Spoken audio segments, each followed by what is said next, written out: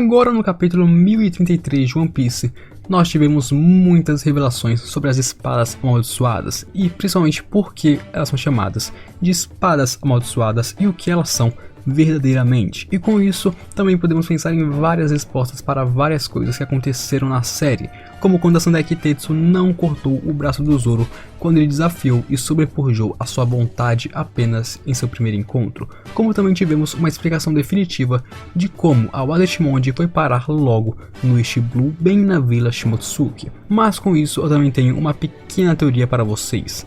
E se apenas, por acaso, a Kuina ter caído daquela escada não ter sido o acaso, e sim a sua espada? E se a Wada Shimon não era domada pela Kuina e fez um teste para ela, onde ela perdeu? Você quer saber mais sobre isso? Então assista esse vídeo até o final, mas antes disso aproveita que você aqui, se inscreva se não for inscrito ainda, ative o sininho para não perder nenhuma adição ou lançamento daquele tapa no dedão. Eu tô contando com o seu like aqui para ajudar o vídeo e me siga nas redes sociais para ficar por dentro de tudo que eu posto dar aqui de Maruta entre a gente.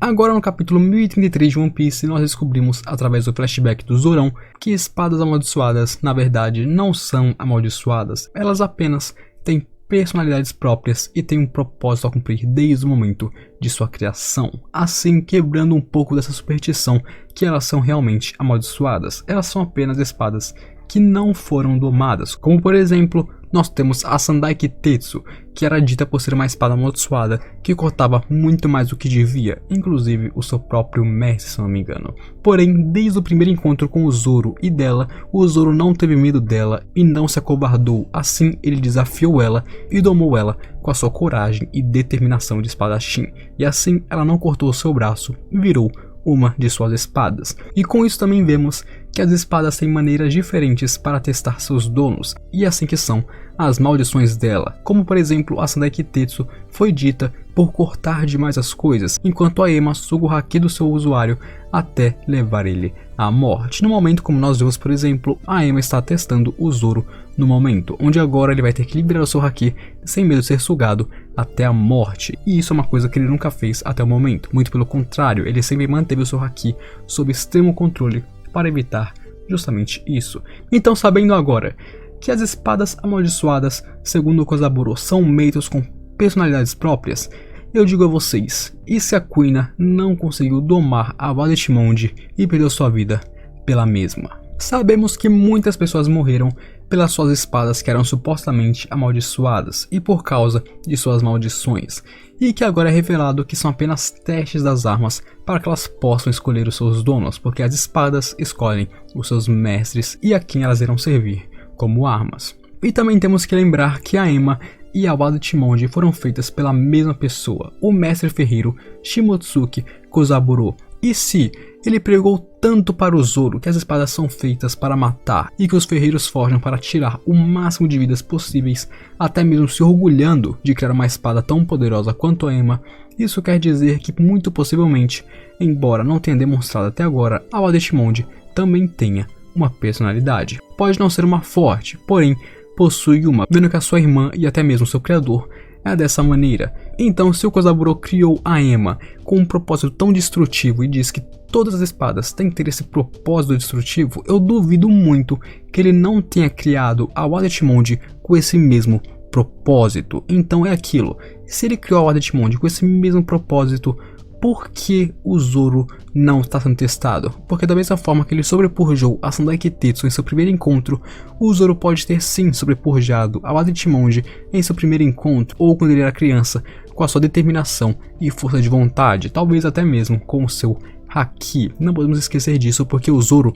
não vacila. Quais são as únicas vezes que o Zoro vacilou na obra? Quando ele perdeu para o Mihawk e prometeu ficar ainda mais forte, mostrando novamente a sua determinação, e quando ele se curvou para o Mihawk para que ele fosse mais forte para ajudar o seu capitão. Então sim, nas duas vezes em que ele vacilou, ele estava vacilando e prometendo ficar ainda mais forte, mostrando que não teria por que a Wada Shimon começar a testar ele ali, sendo que ele ainda queria ficar mais forte. Então aí algumas pessoas podem perguntar distinto, qual seria o teste da Wado? Essa parte eu deixaria para vocês, para cada um de vocês interpretarem da maneira que vocês quiserem, desde uma arma que também suga haki, assim como a Ema, mas até o momento estava tudo bem porque ela suga muito pouco, ou alguma parada assim, mas eu acredito que não seja isso, mas que tenha outro teste relacionado.